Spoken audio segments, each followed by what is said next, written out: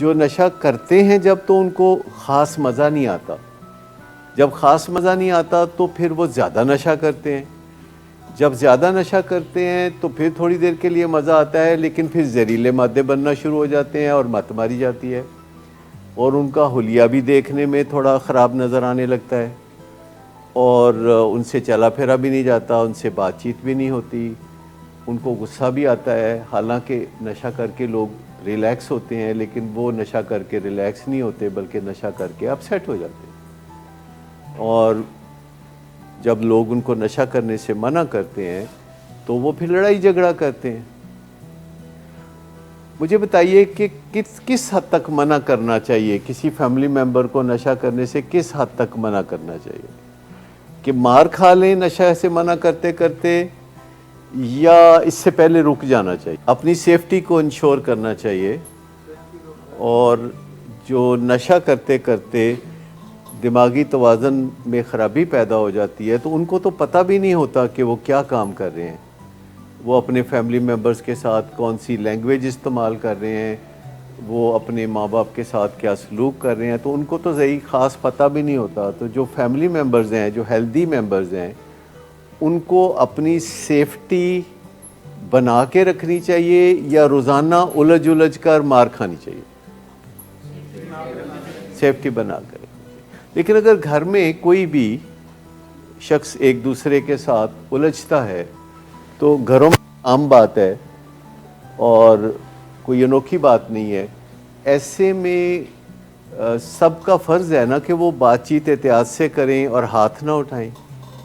لیکن اگر کسی گھر میں کوئی بندہ جو گڑبڑ بھی کرتا ہے یا جس کے بیہیویئر خراب ہیں، وہ نشہ بھی کرتا ہے، وہ جھوٹ بھی بولتا ہے، وہ گھر کے اثاثے بھی چوری کرتا ہے، اور جب گھر والے اس کو منع کرتے ہیں تو وہ ہاتھ اٹھاتا ہے۔ ڈومیسٹک وائلنس جب ہوتا ہے تو پہلی کال کہاں جانی چاہیے؟ جی،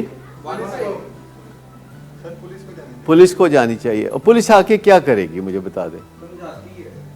سمجھاتی ہے۔ میں آپ کو بتاؤں کہ کوئی بھی 15 کی کال جب ہوتی ہے تو اس کے نتیجے میں وہ گرفتاری نہیں کرتے، ایف آئی آر درج نہیں کرتے، وہ کچھ بھی نہیں کرتے سوائے اس کے کہ وہ آتے ہیں اور آگ کو ٹھنڈا کرتے ہیں۔ وہ آ کے تو پہلے پوچھتے ہوا کیا ہے۔ ظاہر ہے 3 4 5 پولیس کے افسر اور ان کے سپاہی جب گھر آتے ہیں اور گھر کے بعد گاڑی کھڑی ہوتی ہے اور پھر وہ گھر کے اندر آتے ہیں تو پھر وہ پوچھتے ہیں کہ بھئی کیا ہوا؟ تو آپ کا کیا حال ہے کہ آتے ہی وہ لاٹھی چارج شروع کر دیتے؟ ایسا نہیں ہے۔ اس بات پہ ہم نے کافی ریسرچ کی ہے کہ یہ جو 15 کا نظام ہے اس میں ایسا نہیں ہوتا کہ پولیس والے آئیں گے۔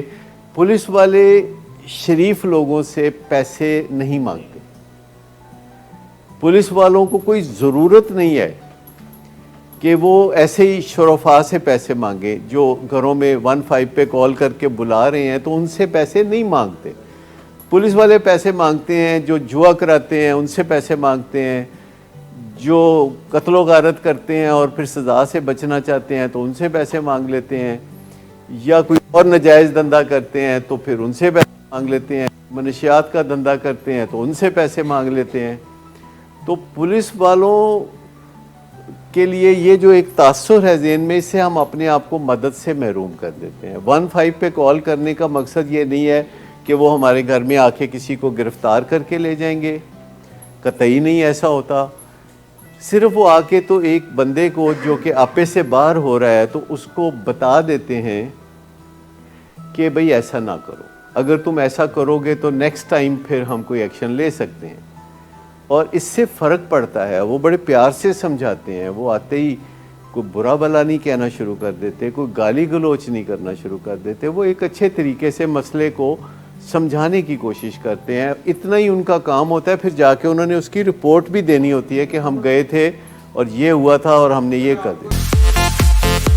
خرابی نہیں، موڈ کی خرابی ہے۔ شراب نوشی کبھی بھی نشے کی بیماری میں بدل سکتی ہے۔ نشے کی بیماری ہر سٹیج پر قابل علاج ہے۔ مدد حاصل کیجیے کیونکہ وہ ایسا نہیں کرے گا۔ ولنگ ویز سے مدد حاصل کیجیے، کہیں سے بھی مدد حاصل کیجیے، لیکن فوری مدد حاصل کیجیے۔ جس معجزے کے انتظار میں آپ نے بہت دیر کر دی، اب وہ دستک دے رہا ہے۔ मदद हासिल कीजिए, मदद हासिल कीजिए, मदद हासिल कीजिए।